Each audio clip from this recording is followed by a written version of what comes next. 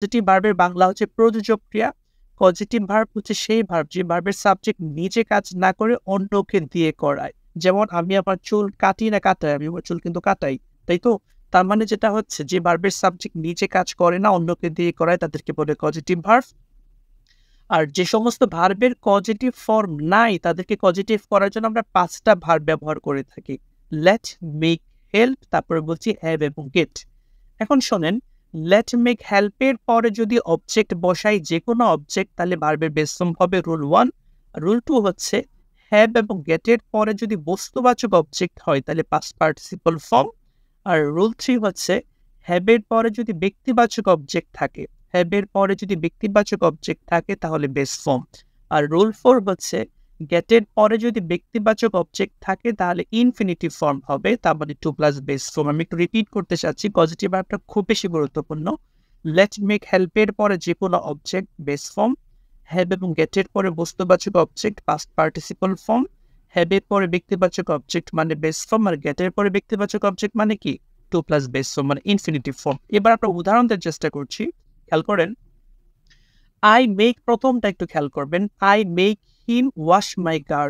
এখানে মেক আছে, তারপরে অবজেক্ট হিম আছে, ব্যক্তিবাচক অবজেক্ট, যে কোনো অবজেক্ট থাকুক। লেট, মেক, হেল্পের পরে তো আমরা যেটা বলছি বেস ফর্ম হবে। I make him wash my car. পরের বাক্যটা খেয়াল করেন, I help him wash my car. আবার হচ্ছে স্টার চিহ্ন দিয়ে লিখেছেন আমরা টু ওয়াশ। এখানে একটা বিষয় বলতে হবে, সেটা হচ্ছে হেল্পের পরে যদি ব্যক্তিবাচক অবজেক্ট থাকে তাহলে বেস ফর্ম যেরকম বসে আবার ইনফিনিটিভ ফর্মও বসতে পারে। তার মানে দ্বিতীয় বাক্যটা একটু খেয়াল করেন, I help him wash my car হবে, আবার কি I help him to wash my car, দুটাই হবে। রুল 2 এর উদাহরণটা খেয়াল করেন, আই হ্যাভ অথবা হ্যাড মাই কার ওয়াশড। শোনেন, একটা কথা একটু বলতে হচ্ছে, এই যে পজিটিভ ভার্বগুলো বললাম let, make, help, have, get, এদের পাস্ট ফর্মও যদি হয় তাহলে নিয়মটা কিন্তু সেম থাকবে।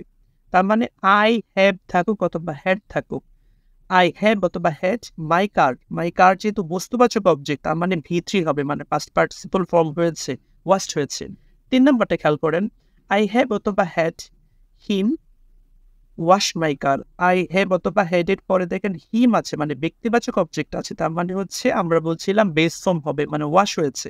তারপর 4 নাম্বার উদাহরণটা খেয়াল করেন, আই গেট অথবা I got him to wash my car. মানে গেট অথবা গটের পরে আমরা বলছিলাম ব্যক্তিবাচক অবজেক্ট, তার মানে কি হয়েছে ইনফিনিটিভ ফর্ম হয়েছে, তার মানে 2 প্লাস বেস ফর্ম হয়েছে।